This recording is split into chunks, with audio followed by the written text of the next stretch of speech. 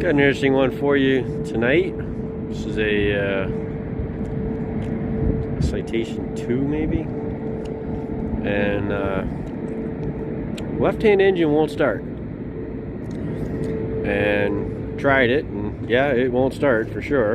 And when you turn the igniters on just to test them, you could hear the power packs actually charging and discharging. It sounds very much like when strobe power pack is firing, when the lights are firing. If you're ever inside a totally quiet airplane, you can actually hear them type of sound. Sounds like a Star Wars sound effect or something. But anyways, so I got into it, and I'll throw up the picture of the first igniter that I found.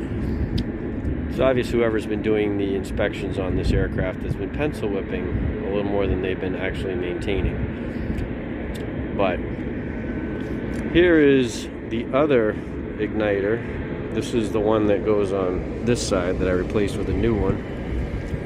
But that is what it looks like. And it's not supposed to look like that. Come on, focus, you stupid camera. Right, yeah.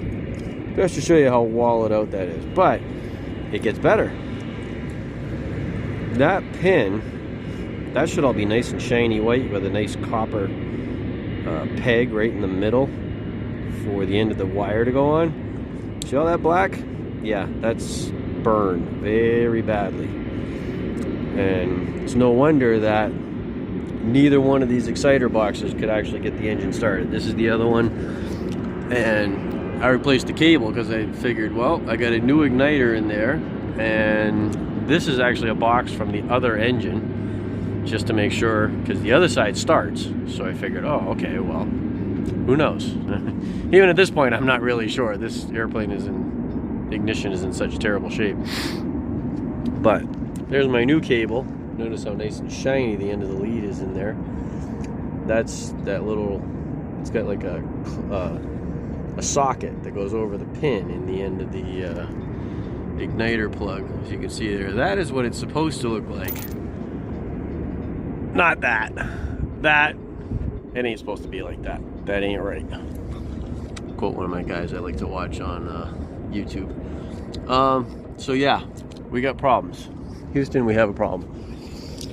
And the first tip off you'll get is when you pull the wire out of the end and it looks like that.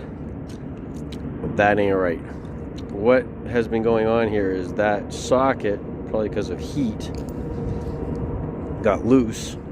And when there's looseness and you have 10,000 volts going between this and the pin in the end of the exciter or igniter plug, you get arcing. And the more it arcs, the worse it gets, because then it gets hotter and it gets looser and it gets hotter and it gets looser. And I think at this point, probably this thing has been shorting out and discharging without even putting voltage to the tip of the igniter, because as I showed you, the tip of the igniter is way wallowed out. Throw up the picture of a brand new one so you can see the difference. So I've just run my new lead, which that was an adventure in itself. And now we will turn power on and see if we hear a snap, snap, snap, snap, snap coming out of the back of the engine, or we hear the pew, pew, pew sounds. Because if we hear pew, pew, pew sounds, we got further problems. But that is what happens if you do not maintain your ignition system. You don't do your actual inspection inside your igniter plugs. You don't actually pull them out and check the size of the gap. You get stranded somewhere, and you call an expensive mechanic like me to come out and fix it. Alright, you can hear this one firing. Can't hear this one. And surprisingly enough, you can only hear one igniter going and not the other one. So, we still get issues.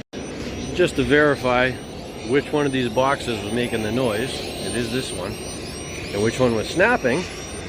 I disconnected the lead from that igniter, and guess what? No more snap snap. I don't know how that aft box or what it's supposed to do or how it's powered, but it's doing nothing right now. So more digging, more things to figure out. Fun.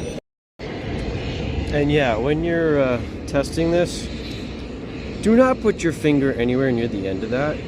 That is 10,000 volts. And even though it is a low amperage, it could kill you. And like anything else working around an aircraft, think about what you're doing. Always. I don't know how much the video is going to catch this, but you can see this, both boxes are working. So the next step we have is, let's see if we have power going to our igniter. So I've disconnected the plug, and only got 2 holes, and of course we'll never get the right one on the first shot. Now look at that, it's getting voltage, but it ain't putting out. That means that box is no good, and that box came off the right-hand engine. Meanwhile, the box on this engine was working, but the cable and the igniter were so bad it couldn't work. Wow. All I have to say. That ain't right, but that really ain't right.